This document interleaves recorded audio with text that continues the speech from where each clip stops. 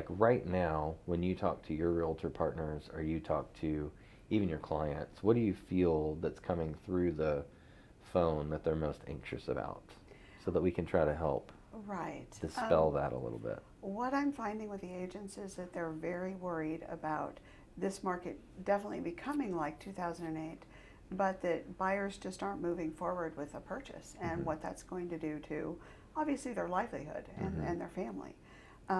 They want to kind of know what we can do to help them improve the market for the buyers and make them feel more comfortable. So highlighting the temporary buy down has been a big thing for me. Highlighting much of what you have said in the past about rates will eventually come back down, but until they do, right now you're basically paying 100% interest on a Yeah, rental sure. because none of that money is recouped. So when you spend that whole year renting instead of buying, hoping that in a year you can buy and the rates will be down to 4%, well, we can't guarantee that. It's a thought. We think it's going to happen, but there is no guarantee, number one. And number two, if it does happen, that competition is going to flood back in the market, and then you're going to find it more difficult to purchase the home that you want, like it was 4 or 5 months ago. So buying now, when homes are sitting a little longer, you've got that leverage, is a really good thing to do, even though your rate might be 6.5, because you're still building towards equity. You're in the home now. You're only moving the one time to get into the home that you want. You are making that payment, so you're building that equity towards your family's future, not wasting your money. And then in a year, if rates do come down to 4 and it's advantageous to refinance, which a simple calculation will let us know if that's to your benefit or not, we refinance, and you haven't wasted any money renting. Yeah. And you're also not worrying about the competition game. So and there's, I think with homes sitting on the market a little longer, you have those sellers that are maybe more motivated to help with some closing cost or some other things that will benefit the buyer. Yeah, so let me ask you about that. So now that the market is in a shift, right? We haven't completely shifted to buyer's market, but we're Not kind of yet. in that middle, right? Right. Where we're still, you can still demand the true fair value of your home, but there's some negotiation around cost or maybe even price, right? Right. I'd like to hear from you, and then I'll give you my thoughts. When someone comes to you and says, you know, this house has been sitting 20 days, it's 460, we're thinking about going in at 450. What do you feel is more advantageous in this market, to try to go after the reduction, or to try to go after the buy down, or to try to go after maybe concessions? Because there's 3 ways you can win, and I really think some of it depends on the buyer, obviously, like what is their goals. Yes. But what would you say your overarching advice is to someone that's like, look, I want to be active in this market because I think I can get a good deal? Where do you think the best bang for your buck is as far as like negotiating with sellers right now? Great question. I have never thought lowering a sale price was the most advantageous. Yeah, it doesn't really move the needle. Because you take 10, 15, 20,000 off the sale price, you're going to save 10, 100 15 bucks in your payment. Yeah. I mean, you're not going to save that much. Where if you're getting those concessions, if that's the goal, if the buyer's low on funds and we're doing a down payment assistance program, then we can subsidize that extra cash needed to fill in that gap from seller concessions, and that really saves the buyer a lot from cash to close. But if managing that mortgage payment is what's critical for that buyer with rates going up, the temporary buy down all day long would be the way that I would go. And I like that idea because then it keeps the neighborhood values consistent. You're not seeing that flux with the lower sale price and it start to affect your neighbors.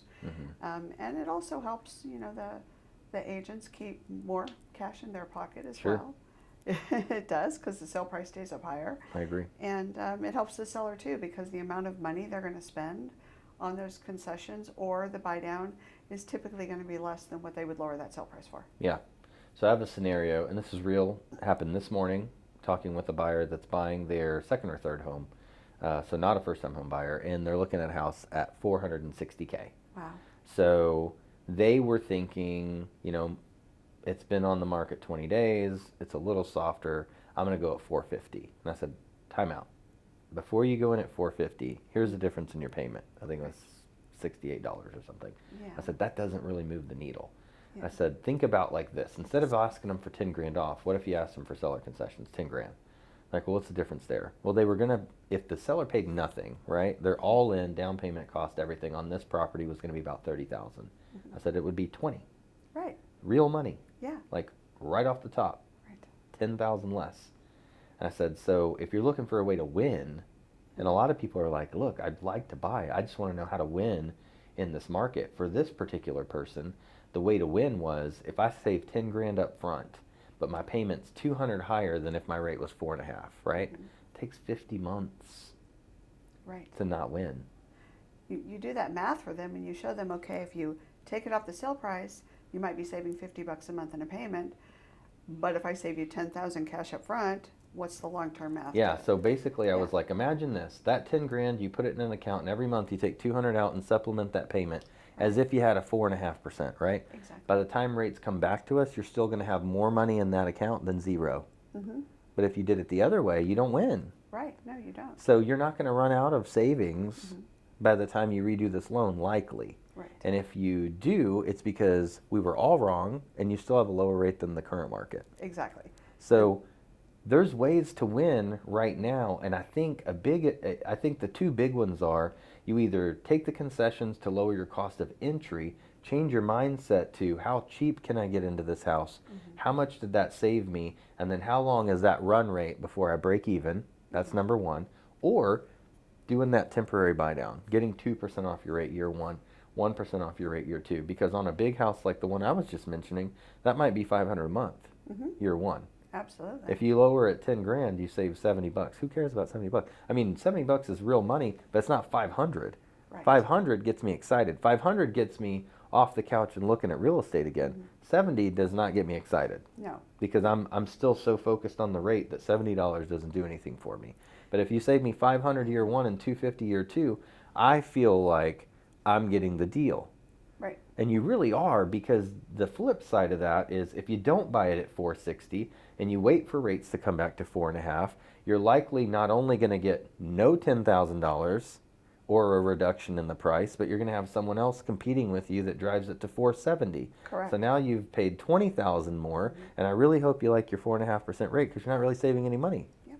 Correct. And when you help folks see that, you know, the difference in the savings in their bank versus what they're paying every month, I think it really opens their eyes to the possibilities of what they could do with that money. I sit and I talk with my buyers, and first you want to find out, are they payment sensitive or are they cash sensitive? Many times they're both, but you know, we can't always affect both sides of that. It really depends on what's going on. But if they're payment sensitive, then the temporary buy down makes great sense. If they're cash sensitive, then seller concessions make great sense. And some buyers that have plenty of money to work with, still those concessions help if they're buying a home that they immediately see, I need some cosmetic upgrades here. I don't like these orange countertops. I mean, anytime you buy a home, you have unexpected costs. Right, right. So I think that helps. And any buyer that gets into a home that doesn't have a payment fluctuation tolerance of $40, $50, $60, then maybe that's not the best time to buy a home, because, or at that price point anyway, because things happen. And your budget cannot be so tight that $40, $50 is make it or break it. I can't afford this home anymore. Yeah, I think that's a good point. And I think another point to be made is if $40 or $50 fluctuation in your payment turns you off to owning real estate, you need to understand that can happen any year. With It taxes could be your and insurance, it could be your taxes, it could be anything. And you can shop insurance, but you can't always shop 100%. taxes. So, you know, fluctuation will happen in your payment. Your payment will increase if you have an escrow account. Right. And even if you don't have an escrow account, your cost of ownership will increase. Taxes do go up. Insurance do go up. So those things will increase over time. And I think that if you're that sensitive to it, to where that first little increase is not something that you can absorb, then you need to look at things differently. Exactly. You might need to look at a different range of property to look at. Instead of going to 450, maybe you look at 400, so that you have room to absorb some of those things. Because, you know, saying that this is going to be my payment forever, right? Well, on the principal and interest, yes. But on the rest of it, no. Right. Those are things that we do not get to control. And I think that people lose sight of that sometimes, and I think that that can be something that, for us, we end up getting phone calls a year later because they're not happy their payment went up $48. Right. Well, It, it's not because we didn't do a good job getting you the house. Mhm. It's because this changed or this changed, which are variables we don't get to control. Well, that's the beauty of you and I and many of the folks here at Fairway.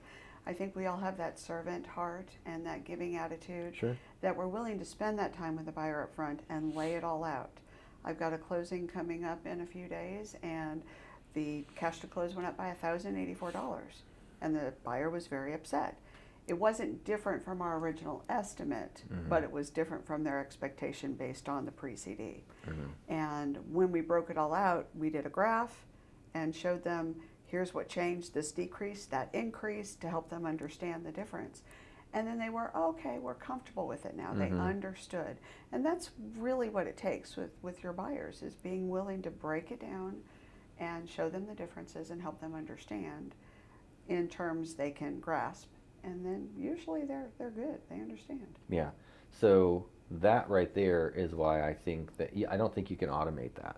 No, you And I cannot. think that that's why we will always have the need for the human interaction when it comes to the home loan process and even the home buying process from a real estate side, because we, the transactions themselves stand on their own.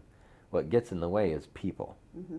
emotions, Yeah. perception, lack of expectation. So if you don't have people in the mix, there's no way to help someone understand that this isn't actually an error. This is this way because of XYZ. So, when people say like, oh, well, you can automate this and you can automate that, you can automate a lot of things, but you cannot automate relationships. You cannot automate empathy, and you cannot automate people having a caring heart and wanting to make sure that people are comfortable with transactions. And I think that it's good to use technology and automate the things that make sense, but only if it is with the idea in mind that I'm going to have more meaningful conversations because I've automated these other things. If that's how you're using technology, I think you can win next 5, 10, 15 years. But if you're using technology to do it all for you, without the goal being I can have more meaningful conversations now, whether it be with buyers or realtors or coworkers, if that's not your main focus, is people, using technology so that you can be better with people, I think you will lose. Yes, I 100% agree with that. And what I love is when clients do come back to me a year or two later, they get a letter in the mail from a competing lender wanting to refinance them at 2%, and you're all, well, in today's world, no, Yeah. that's not going to happen. But they come back to you because you've built that trust. Mm-hmm. This happened and I don't understand, can you help me? Mm-hmm. And that's when you know you've hit your mark. You've built that trust. They know that you're an expert. They know that you understand and that you're going to take the time to hold their hand. Mm-hmm. And it builds that relationship. And that's what I strive for. Why do you think more people don't focus on building their business around truly having meaningful relationships with their clients? Why do you think that there's an attraction to transactional business versus relationship business? What is the attraction there? Because I don't understand the transactional business to where it's like I want to do one, and if I do a good job, fine, and I'll try to automate the follow-up, but if you come back to me, that's fine. If not, I'm still casting my net constantly. I didn't build my business that way. I still always feel like relationships are always going to be key, but I feel like you're the same as me. When you look at it through that lens, what do you think? Why do you think people get trapped into that? I think it could be 2 or 3-fold even. Yeah. You've got some folks that really don't have that level of communication. Maybe they didn't grow up with it in their families and they don't know how to develop relationships. So they just go at it on the focus of, I just got to get my job done, got to get my job done. And that maybe you could teach them a little bit there to expand and have more of the relationship mentality. Others, they're just driven to make the money, and that's all they see is the money, and that's unfortunate. But then I too think just the way the world is today with easy access emails and cell phones and text messaging and all the social media apps, there's a lot of distraction. And you have to learn to weed through some of that to make it intentional. Unfortunately, we've got a generation of kids growing up right now that all they've known is technology, and that's how they communicate. So getting that one-on-one relationship is going to be a little bit more challenging for them unless they have someone help them develop those skills. So I think that another part of it might be, and this is just me assuming, like I'm not built in that, I am not built as a type A, go get it, doesn't matter, confrontation is fine, just go win. I'm not built that way. That's not like, when you look at my personality assessment, I'm very low when it comes to that area. So sales for me is a learned behavior, right? My high points are systems, organization, and making sure that people feel good about their environment, right? The sales part is learned behavior, and I had to make systems for sales to be successful for me, because it's not normal for me to just go meet a random person and say, oh, I do this work. You know, you should think about me if you do this work, and tell all your friends about this work. That doesn't come natural to me. Yeah. So I'll get into how I got into this business. So I've been in it since 2002, and I was selling motorcycles, which I loved. And I thought, well, I'll never leave this job because I'm making $5,000 a month, and I get to ride bikes every moment that I am not selling one, right? But even in that job, I was really terrible at it in the beginning because it did not come natural to me. But I had a good mentor in that job that helped me kind of internalize a system. He was like, first of all, what you need to understand is no one comes into the motorcycle dealership Tuesday at 1 p.m. on accident. They didn't just happen upon here. This has been planned for days, and they just are looking for an excuse to buy. And you just have to help them. Yeah. So that opened my eyes, obviously, because that never occurred to me. Right. Like, it is something that you absolutely do not need. So a planned trip to the motorcycle dealership where you're not going to look at parts, you're just looking at motorcycles. Your intent is you want to buy a motorcycle. And if someone can just show you how easy and possible that is, they would buy one. Maybe he really wants to buy the motorcycle. He's waiting for the wife to say it's okay. Yeah, or just for you to like clear the hurdles that she gave him. Like, yes. Well, if you can do this and this, fine. He's looking for someone to help him out. Exactly. I didn't get that, right? I just saw obstacles because I had no system. Right. So he was like, okay, here's how it's going to work. Here's just say 7 steps or whatever it was, and internalize it, walk it through, do the things. Yeah. And I started doing that. And just started selling and selling and selling, and I had several very successful months, and made a good life with my career selling motorcycles. And it wasn't until I was engaged and baby coming and all these other things that I was like, okay, I guess I have to get like a grown-up job.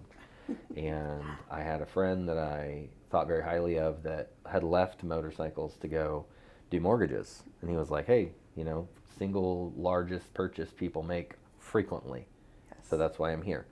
So I went and interviewed there, and I started in late 2002, and went through the 08 and everything else, and spent a lot of time on the operations side because that's my comfort. I did the sales and I did it okay, but I got over to the ops side and ran ops for a few years because that was where my comfort was. And then they asked me to run a branch in Baton Rouge. Oh. And as a young man, I was 23 at the time, second youngest person in the branch. And I thought, like, I'm just going to come in and whip all these people into shape. And that was the worst possible thing. I had empathy and I had humility, but I thought those were weaknesses at 23. Right. Just follow it. Just do what I say. Just do it. You know what I mean? Yeah. And I learned so much from those people because they were kind enough to not just rebel and tell me to screw off, but be like, maybe if you asked us differently, Yeah. Or maybe if you, there was people there that cared enough to see that my intentions were good, Okay. but my execution was terrible. And I can look back and be like, man, I was terrible. And they cared enough because I guess they could see that my heart was in the right place. But, and the truth of it is I was intimidated by them because they were older than me. Right. And I wanted to establish some sort of authority, which is the dumbest thing ever. Thinking back, that's the stupidest thing ever. Who cares? You know what I mean? Now I look at that and I'm like, well, why didn't I just go in there and show them that I do know how to do it and then ask them to try my way? Yeah. Which is what I would do today, obviously. But then I was like, do this, do this, do this. Forget everything you've ever learned. Do it this way and do it tomorrow. And they're like, pump the brakes, little man. You need to come in here and talk to us a little differently. And it was such a good experience for me. And I learned so much that when I decided to go on my own in 2016, I had been in ops for 6 years. I hadn't originated a loan since 2010. I knew probably 3 realtors, and that was it. Wow. But my wife, who believes in me more than I do, was like, look, you're kind of miserable where you are. You're not going to be able to sleep or forgive yourself if you don't try. So go build it the way you think will work, and let's figure it out. Very, very supportive. She's amazing. So, that first year, I think we did 30 million as a group. And then we did 70, 102, 210, 330, and then last year 490. Wow, love it. But it's the people. Yes. I absolutely. can do like one person's worth of work, Mm-hmm. right? But creating an environment where they are, and you're part of this, you guys are the result. You know what I mean? I just try to do my best to make sure that I'm making this the best place that you would want to work at. And without those people taking a moment to show me that when I was 23, I would have never got there today. Sure. Because had my mom moved to Baton Rouge with me, she would have smacked me around. Like, you can't talk to people like that, blah, blah, blah. But being there and by myself, and my wife was still in nursing school here, I didn't have anyone to bounce that stuff off of, but luckily there were 2 or 3 people, and I still keep in contact with them to this day, that were in that branch that cared enough to be like, look, we know what you're trying to do, but you got to go at this differently. Yeah. And I carry, from the first time I ever sold a motorcycle to that experience to everything in between, it's so many terrible decisions Yeah. that you all learn from, Very and then much. you try not to make them again. Right. And then you get to a point where you're like, I'm here because I have screwed up so much, but just try not to do it repeatedly. And at the same time, try to have a good heart, try to keep the people in mind, not the profit. That's always important to me. When I die, if 100 people showed up and said, was he for the people or the profit? If one person said for the profit, I would be so disappointed. It's just not the person I am. Right. So just trying to live for that. And it has been an incredible journey to get to here. But now I'm at the point where I just want to give everything to everyone. Well, it shows. I mean, you have a lot of loyal employees here that really deeply love you. I mean, you're a great leader, and I think you attract the kind of people that you give out. Mm-hmm. I think what you give out attracts those kind of people back to you. And Fairway's got an amazing culture, starting with Steve Jacobson all the way down from all that I've seen. And I really feel that openness with you. I can come to you with a problem or an issue that I have, or even a personal matter, because we've talked about a few of my Sure. personal matters. We all have them from time to time. Sure. And feel that you genuinely care, and you're there, and you promote us to take care of ourselves, nurture your heart, go with your family, do some stuff. Don't just be a slave driver and work all day long, because it's got to be a balance. Yeah. And you really give that to Yeah. us, and so it makes everybody want to stay. Well, I appreciate you saying that. But that goes back to, I think if you aren't that way, with your people, then it's no different than that transactional business. True. You can't, if not, you're just using people like a resource. Mm-hmm. Use them up, you're burnout, on to the next one. On to the next one. You can't right. do that. No. Like, everybody is so important in this organization that if you burnt one person out, that would live with me for a long time. Mm-hmm. If I thought that I didn't do everything I could to help them not get to that space. You know what I mean? And we have a lot of caring folks here. I think probably everyone at all of the branches are caring. I know right now we've got someone out on surgery and a couple out on vacation and someone out, with, just different There's things. always someone out. And everybody's just pitching and covering each other's desk and helping out, and it's been really amazing to watch the eagerness Mm-hmm. of, oh, you have a problem? Let me help you Yeah. with that. And I love that. That is, I cannot take responsibility for the culture of the place because the culture lives in each person. Mm-hmm. I think people think culture is, a cool entrance room or a cool coffee machine. That is not it. It's people. No. Right. And it's carried on through each individual person. And I think we hold each other accountable for culture. Mm-hmm. I think we do. I do. And I do think I am daily impressed with how the culture is carried on by the people here. I'm in awe of the team regularly. And I don't ever want to take that for granted because everybody always steps up. Doesn't matter what it is, someone steps up and handles it.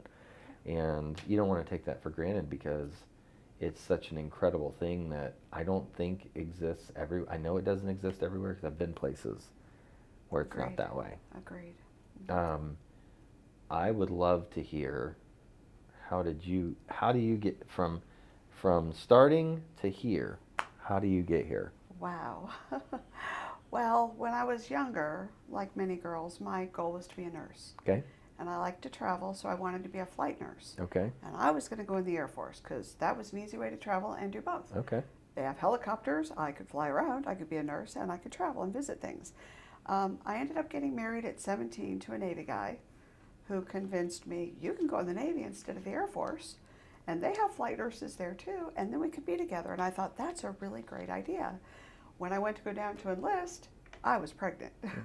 So they wouldn't let me enlist. And the marriage didn't go as smoothly as I would have wanted it to. But I found myself a single mom, and I needed to make money. So I went to a quickie 6-month course to learn to type and shorthand. I was going to be a secretary. Okay. Best thing I had. Citicorp Mortgage hired me as a data entry clerk. Okay. And this was in 83. It was a long time ago, 83. And I did pretty well. I guess at some point they said, do you want to learn to be a loan processor? I'm all, well, I don't even know what that is, but sure. Yeah. I'll give it a try. And it just grew from there. I did eventually end up fulfilling my dream and getting my nursing license because as with, the That's industry, awesome. sometimes there's a layoff. Sure. And I was laid off in, I think it was 88. And so I went to school and got my LVN and then laid off again in 94 and started on the journey to get my RN degree. But nursing school isn't one class a semester and then you're done. It's a full 40-hour week. You've got 2 days in clinical and 3 days in the hospital doing, and in the classroom and stuff. And as a single mom at the time, it was hard because I was in school all week and working evenings and weekends for my kids, and I was hardly seeing them, and my son struggled with that. So I ended up dropping out of nursing school, out of RN school, and went back into the mortgage field, and I've been here ever since. Yeah. And it's been a great career. It's really helped my family. I stayed in the processing end until I got married in 2000, remarried in 2000, because I was afraid of the commission only. I knew I could be an LO, I knew I could do it, but commission only scared me as a single mom. So I stayed in the processing role until I got married, and consequently, my husband and I met each other as he was buying a house. Okay. And I was his processor, and the loan officer he had was not very proactive, so I did most of the work on the file, And when he closed on the house, he said, "Hey, want to go to dinner?" Okay. So we went to dinner and eventually got married, of course. But he allowed me to take the risk. He said, go be a loan officer. You're going to be great at it. We've got my income to fall back on. You're going to be fine. And so that's what I did. And that was 20 years ago now. I've been in LO, and each year better than the year before. And I love it. I love what he's allowed me to do. So we have known each other, I'm going to say going on 4 years. Yeah. And one of the reasons I wanted to hear your story, because I've never heard it quite that way, I think I've heard bits and pieces, is because, you know, from me to you, I just think you're incredible. Aww. As a person and as a coworker, and to be able to hear it, it gives me some insight, because when I see how you interact with, you know, other people in our organization or customers or referral partners, you can see the young mom, you can see the nurse, you can see the processor, you can see the admin, you can see all of it in there. And I think that's the whole point of what we're talking about, is all of those things bring you to now. Yes. Right? And I really love the now. And I need you to know that. I think you're incredible. But it's really nice to be able to hear the background and be like, well, of course she's this amazing. This is her story, obviously. And everybody has hard times, but it's what you choose, right? Yes. So you choose daily to bring the best of all of those situations forward to your customers and your partners and the people that you interact with. And that is why you are such a perfect person to have in this organization, because that's what we look for. I appreciate that so much, Stephen. I really do. I think my mindset shifted in '89 when I got out of nursing school, and now I've got this LVN license. I'm going to go be a nurse. It's going to be phenomenal. Sure. And then I got a call from my old boss. Time to go back to processing work. We're busy again. Time to rehire. And so I'm weighing the difference between going to be an LVN now with this license I just obtained, or going back to processing. I was actually going to make more money in processing than I would have as an LVN, believe it or not. And I was really struggling because my heart was always with helping people as a nurse. But then my mindset started to change in that I'm still helping people as a processor. I'm still saving lives, if you will. It's just from a different tangible perspective, financially, and helping them get into a home, which is a security that so many families crave. I mean, we all need a safe place to sleep every night. And home ownership gives you an added level of security because it's your place and you're building your family's future. And so when I started looking at mortgages from that perspective, I'm still helping people. It's just a different way. I'm still saving lives. Yeah. And so it was easier for me to go back to processing and be like, okay, this is where I should be. But then when I was laid off again and had the opportunity to go to RN school, of course I seized that moment. But when I saw how my children were suffering from my absence as a single mom, it was then still easier to say, okay, I'm giving this career up. This dream is not beneficial for my family. I'm going to go back to processing. And I've been here ever since. I think it's worked out for you. It has. It's worked out really well. It brought me my husband. Well, that just means that you build very good relationships with your clients, right? Yes. If one of the results was your marriage. One of them was our marriage. Well, it was funny when he finally closed on the house, and we're doing all this by email. You know, this is in 2000, and he finally closed on the house, and we're all emailing. I hadn't seen him in person yet, and he says, "Are we done with the loan?" And I said, "Well, yeah, the house is closed. It's yours. Congratulations. The transaction's over. We're all finished." He goes, "But is the business end of our relationship done?" And he's asking permission there. I'm not getting it. I'm thinking, I don't want to sever a relationship business-wise. I'm still here for you. You can call me in 6 months if you have a problem. And we bantered back and forth like that for a couple of minutes, and all of a sudden he's all, look, I'm trying to ask you if the business is over because I don't want to mix business with personal. I want to take you out to dinner. Yeah. I'm like, oh, Oh. okay. Well, in that case, yes, we are done with business. In that case, we're done with business. Yeah. And then he said, what's your address? I'm going to go pick you up. I said, you're not coming to my house. Yeah. He goes, why? I will meet you there. And I said, I'm a single mom with 2 kids. I'm not letting you near my family. You might be an axe murderer. And then he said, oh, wait a minute. You've seen my credit. You know where I work. You know my financial. It was all good. So was Dahmer. I'm just kidding. I met him there. Yeah. And 5 months to the day after our first date, we were married. That's awesome. It happened real quick. That's awesome. But when you get older like us, you know what you want. Well, I guess that's true. So you go for it. Yeah, I get it. You found out how me and my husband met. I'd like to know how you and Amy met. Okay, so the story of me and my wife meeting, I will tell it because puts me in a much better light than my wife does. So we went to the same high school, large high school, lots of kids. Yeah. So it's very possible to go to the school and not know someone in your same grade. Right. The reason I didn't know her is she actually skipped junior year because she's an overachiever. Ah, So she didn't grow up in my grade, but she finished at the same time. okay. So I'm on the way to my long-term, my lifelong friend's house, who I'm still best friends with. And on the way, I'm driving by one of the first friends I ever had as a kid. I'm driving by his house, and I just so happened to look over, like, I wonder what he's doing.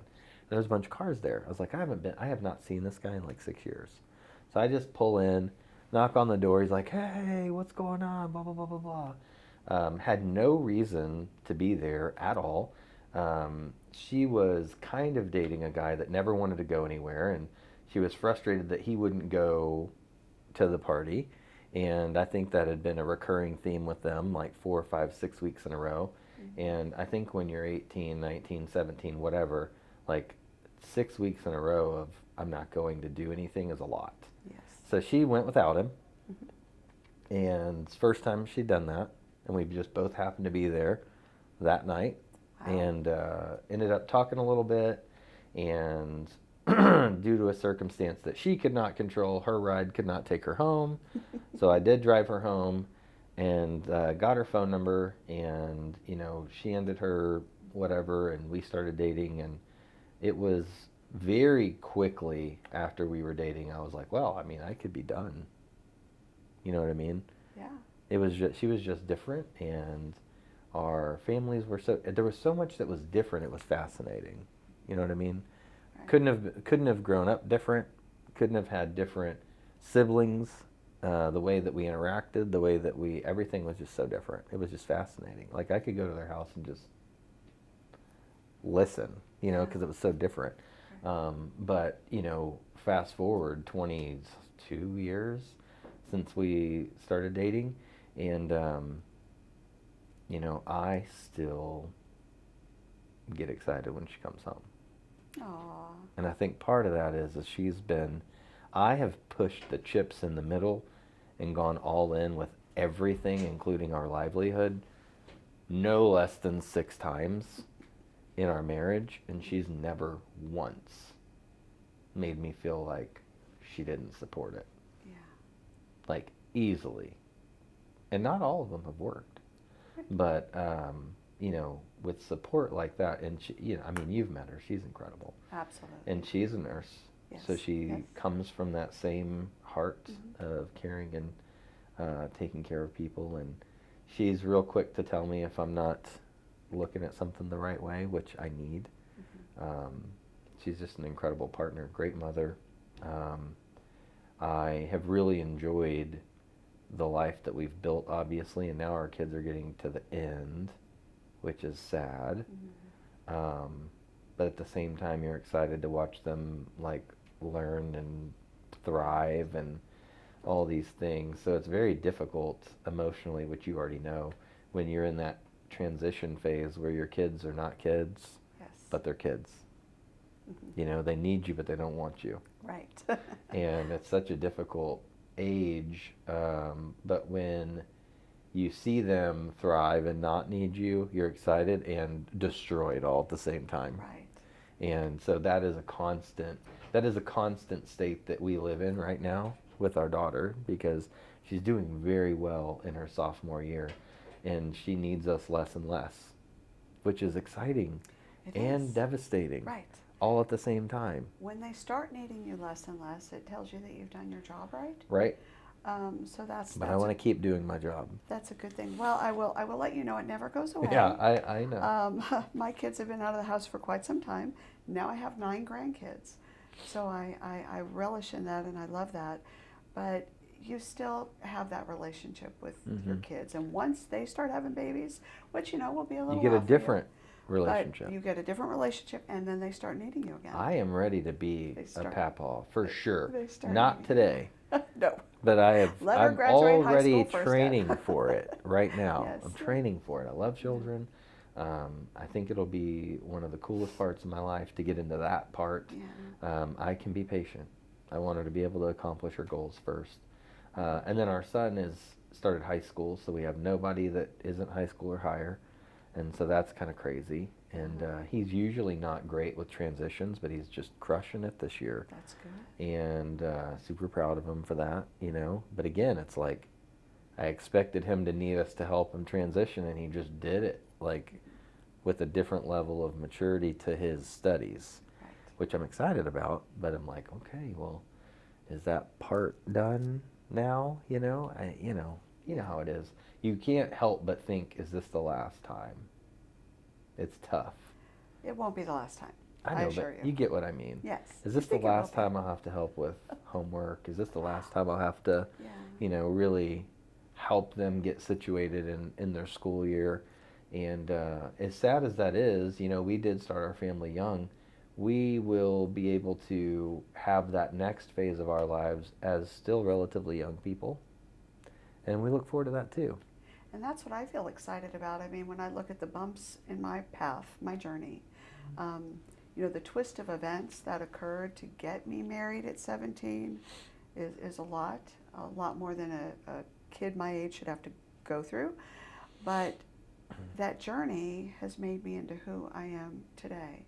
And I love when I look back at everything that's happened. It's really mind-boggling, but it's good. So when we go to church, every Sunday that we go to church, we're Catholic, so after communion there's a time where you pray. Okay. Or you have an opportunity to pray. Not part of the overall service, it's just quiet time when you can spend time just praying if you want to. Sure. So I try to do all of my praying as much as I can, super prayer, if you will, in that segment. And I'm trying to remember everybody, and trust me, your names come up, Misty's names come up, everybody gets prayed for in that moment. But when it comes to my children, right now, I struggle with what is it that I really want to pray for them to have, because they're in these phases of their lives. Right. And my son's easy, he needs humility, because he's 14. They don't have humility. No. I have a ton, and I want him to learn that, because it's such an important part of life. And I know he has a big heart, because I've seen it, right? But he could use a little humility. So that's easy. But for my daughter, I used to pray that she would have clarity, because I thought she struggled with decisions. But the more that I observe, I think what I really need, and I've been praying for her to have, is courage. Because she doesn't speak up for herself a lot. So sometimes when I think it's unclear what she wants to do, really she's afraid to say what she really wants to do. So for her, I pray for courage, Right. so she can find her voice. Yes. And because I don't care if I don't like it, I just want to know, what is it that you really want to do? That's good discernment, Dad. That really is. I don't have to like Yeah. it, but I do have to know what it actually is, Right. or I can't help. So I used to think, it used to be it was shrouded in this, like, oh, I'm not a good decision maker, when really at the heart of it is I don't feel like she felt that she could make those decisions and be taken seriously. Do you keep a prayer journal? I don't. I've just recently started, because I, like you, sounds like you, I struggled with remembering who all to pray for, because you hear so many things during the day. I saw on Facebook someone was sick, someone just had a baby, different things going on. So you want to remember those to pray for, and it was hard. And then as your kids go through their different transitions of life, you recognize, I And it need to stop changes. praying for this, Yeah. now I need to start praying for that. And so keeping a journal helps you and I've just started, so I'm new at it myself, but write out a list of who you want to pray for that day, and then you can answered prayer, check it off, prayers changed, make a line through it and draw on the new thing to pray about next to it, and you can see how God answers those prayers along that path. So it's, I may have to try that. yeah. And then for my wife, I always just pray for patience because she has to deal with me. And I know that even though I may come across to everybody as someone that wouldn't be easy to deal with, I know it's not easy being my partner all the time because I do carry a lot of stress, you know, and she's so good about recognizing that ahead of time. Yeah. And she might like take less days at the ER or at the OR, my apologies.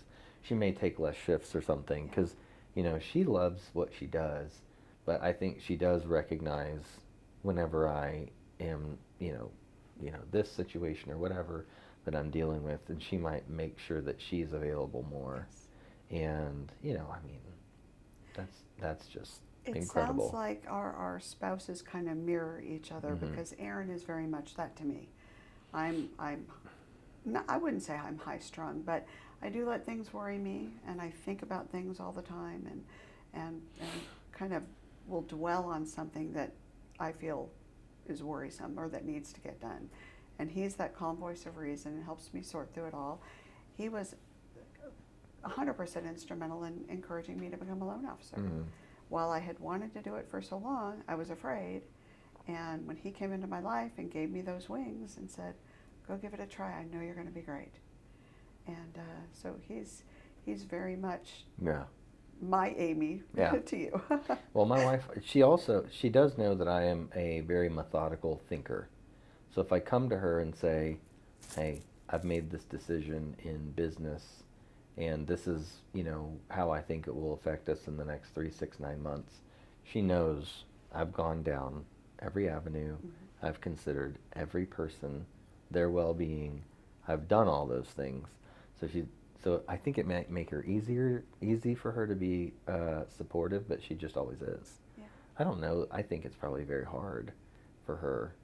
But, you know, I pray for her for patience because I know that I probably have asked her, like I said, to put our entire livelihood on the line no less than 7 times. And she's never once not supported that.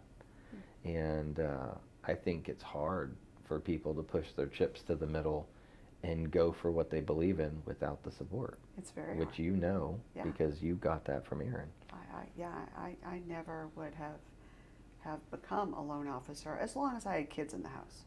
You know, when you've got children and they're looking up at you and they're wondering, you know, where's school clothes coming from? Where's my next meal coming from?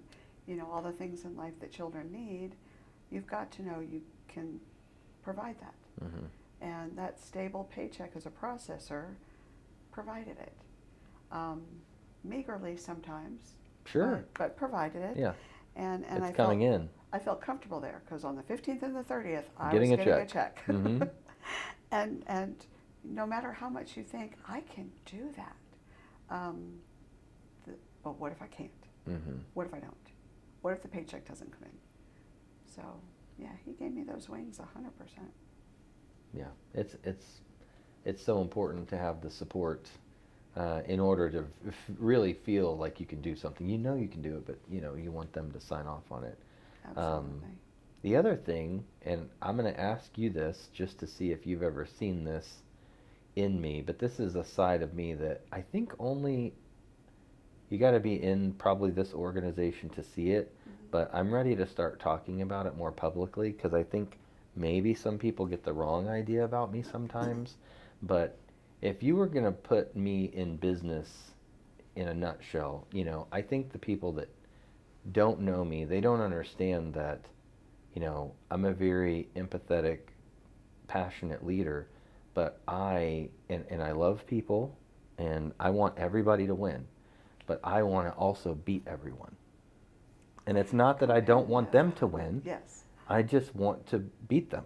Like, I want to have the best mortgage company. I want us to be the most volume. I want us to do the most units. I don't want anyone to beat us in any metric ever.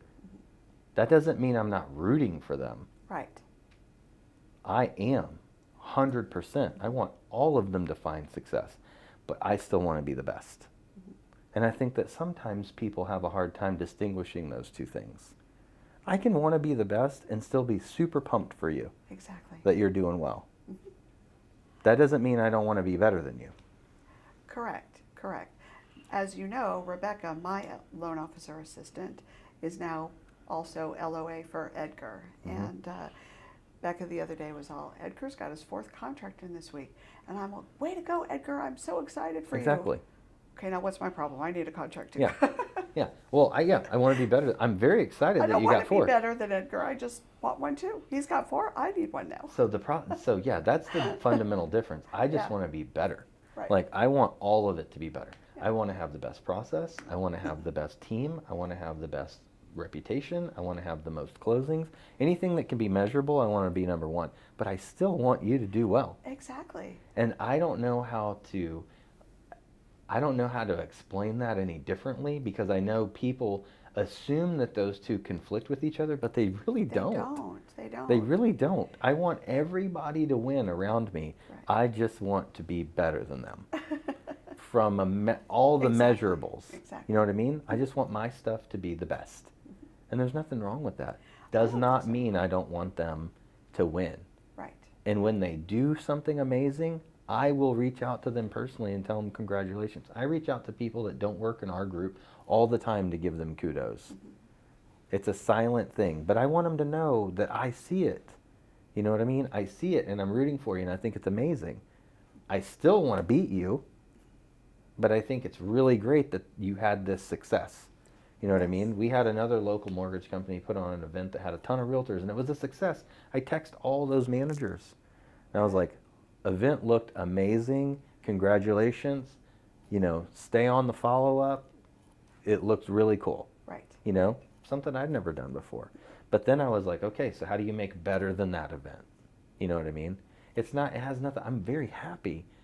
I'm genuinely happy that they got that win, right? But I still want to beat them Completely. every single day. Yeah. There is definitely a big difference. And I don't know how to turn that off. Oh, no. Well, Really kind of in anything. Yeah. Like, we can be playing Jenga, I want to beat you. Doesn't matter. Like, if we're playing Uno, I want to win. If you win, I'm still happy for you. But next time we play, I want to win. You want to win. Absolutely. And it's not, people think you can't have both of those. And I think that it sometimes can cloud people's judgment of me or my intentions. And, to be honest, I'm getting to the point to where I really don't care if that's what they think, but I know what's true to my heart. And what's true to my heart is I do want them to win. And I am excited for them when they win, but I still want to beat them. Well, the two dynamics that I see happening is if folks are upset or don't understand your true intentions, it's either A, they don't know you well enough, or B, they're jealous. That's what I would Well, I hope say. it's not number 2. I hope it's No, number 1, and I I would hope hope that not. they would try to get to know me better. Exactly. Because I'm rooting for them maybe more than their own team. Right. Right. And that's for real. Yeah. I see loan officers all the time. I met one yesterday that I didn't know before, and she's relatively new in the industry. And we had a great conversation and want to support her, want to help her grow. She works for a competitor. I don't care. If I can help you, if I can give you tidbits, you see how long I've been in the industry. How do you do this? What have you done? I'm happy to help because I'm not worried. The relationships that I've built, it's up to me to maintain them. And if I've done my job right and those relationships are genuine, I'm going to maintain those relationships, and you can't steal it from me. If you can, I have to look at myself. What did I do? I didn't do my job. I didn't do my job right. So to bolster another person in this industry and help them achieve success, you have nothing to worry about if you're taking care of business at home. Yeah, I completely agree. And I have conversations with people at other companies all the time that do the exact same thing we do. Every time I talk to someone, is not a recruiting effort. It's just not. And I think people have a misconception that if I talk to this person, I'm trying to recruit them. I'm not. No. I'm not. and whether you believe that or not doesn't matter to me, because I know what I'm trying to do is give that person something that will help them. I don't need anything in return. But if I have something that I can give that person, it's my, you know, obligation. I feel obligated to give them something that's going to help them get to the next level or have success that they don't have right now, because I've already made those 52 mistakes. So why wouldn't I give them one piece of advice? Has nothing to do with recruiting, has nothing to do with trying to get them to work with me, has everything to do with my lifelong passion to help. Right. Correct. And sometimes I think people look at that and think, why are you talking to all these people? Or why are you recruiting? I'm not recruiting them. I'm not recruiting them. I'm helping them. I spend almost, I would say, close to 0% of my time trying to influence people to come work here. Most of the people that come work here ask to come work here. But when I talk to them, if there's something that they're struggling with, I'm going to give them help. Period. Doesn't matter. I don't care who you work for. Now, do you feel is that, I mean, definitely that's part of your nature, but do you also feel like that has a lot to do with your faith? Sure. Because that's an obligation. That's what Jesus expects of us. It's right? an obligation. Absolutely. Someone asks for $5 and you give them $5 and they do wrong with it. I did what I was supposed to. Right. My job is not to judge what they did. It's to judge what I did. Exactly. Right? Mm-hmm. So I did what I was supposed to. Me and my son were at the Chevron in front of Home Depot on El Dorado, and a guy was behind us with his little girl, and he was like, hey, this is really embarrassing, but, you know, do you have a few bucks? I'm trying to get here. This is my car. And when I walked up, he was parked at the pump, had the trunk open, and they were sitting down. So I knew he didn't have money. So, of course, I gave him all the small bills that I had, and, you know, he was thankful. He went and bought her food. I didn't see anything for him, and he didn't put any gas in the car. So we got to the truck, and then I got back out, and I gave him some more money, and my son was with me. Yeah. And when I gave him the other money, I said, hey, fill your car up, get wherever you need to be. He started telling me, he's like, you know, I made a lot of mistakes, and I lost my wife, and, you know, I recently, about 3 months ago, I found my religion, and, you know, everybody tries to judge me, but the only person that can judge me is Jesus Christ. And he's just telling me this, and I just stopped him and I just gave him a hug. You know, Absolutely. I was like, look, there are people that care enough about you. Not everybody's looking at you and casting judgment on you. Do what you need to do. Okay? Who cares about all this other stuff? You know what I mean? Right. You've already made the most important decision. So now go forward and do what you need to do, because, you know, he had a very small daughter with him too. Absolutely. So whatever comes of that, but my son is like, why are you hugging a stranger? And I was like, in that moment, he wasn't a stranger anymore. Right. Right. He was a brother to me. Mm-hmm. Doesn't matter what his past was. Doesn't matter. Right. Exactly. Everyone's got something in their past that they're embarrassed about, ashamed about. Sure. So we can't really judge another human and where they are with the past, definitely. But even with the future, going forward, like right now, what can we do to help make their lives better today, to show them what their potential is, what they could become? I was at Target about 2 months ago, I guess, and there was a whole family, husband, wife, 2 daughters, sitting out front of Target, and they didn't speak, you know, a lot of English, but were able to convey that they needed some help. And I didn't have cash. I usually don't carry cash, but I went in Target and got a gift card. I figured, go into Target, they've got food in there, they've got medicine. You're in already there, here. whatever you need. I'm not going to send you somewhere else. Go into Target and get what you need, and it feels good to be compassionate and care for others. Mm-hmm. It just does. I believe that if that guy would have had anything in his possession that I needed, he would have given it to me, and he had no money. Absolutely. So, the unfortunate part is he will continue to be judged, and he will continue to be looked over. And in that moment, I just wanted him to know that people care. Well, I grew up with a great example of that in my father. when I was younger, you know, of course it's not a very compassionate term, but when I was younger I'd call them strays. Dad was bringing home strays all the time. Different people that he had met that didn't have a place to stay, didn't have food. And it's my mom, my dad, and I had 2 brothers. And we were young. My dad was not at all worried, if he was, he didn't show it, about putting his family in danger. Bringing people home that he didn't know very well to sleep on our couch. He did it all the time. Did it all the time. He just cared about people and making sure they had whatever they needed to get through that day. Now, he never let anybody permanently move in with us, you know, but it was like, hey, I'll help you for the night, I'll give you this, I'll give you that. And then, you know, tomorrow I'll help you figure out where to go to get better help. Yeah. And it was just a way of life I grew up with. Yeah, we had a large family, so we had family come in and out of our home all the time. Yeah. And it was the same thing, you know, someone down on their luck or someone just needed to get on their feet or whatever. That was just the way that we grew up. And, you know, I've said before that my mother was such an incredible giving person that, you know, that's the example. Right. You know, that was the example that I had. So I feel like I would be, I feel like she would be incredibly disappointed with me if I wasn't being the same way. And that's not why I do it. I do it because I understand that it is my obligation as a human to help other people when I can. And I understand that in a moment's notice I could have to be on the other end of that. You know? And why would I be deserving of help if I've never helped anyone? Exactly. Exactly.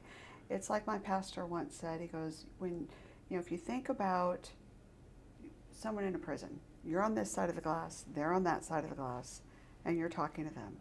You are one mistake away from being where they are. 100%.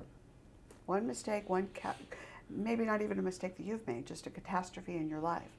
One mistake away from being where they are. And he's so right.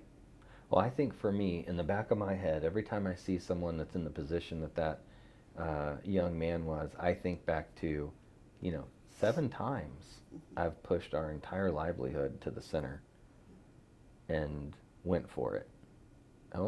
It only would have taken one of those to go catastrophically wrong. Exactly. And I would have been there in the same position he was with a wife and 2 children. Right. And, you know, who am I to judge? Exactly.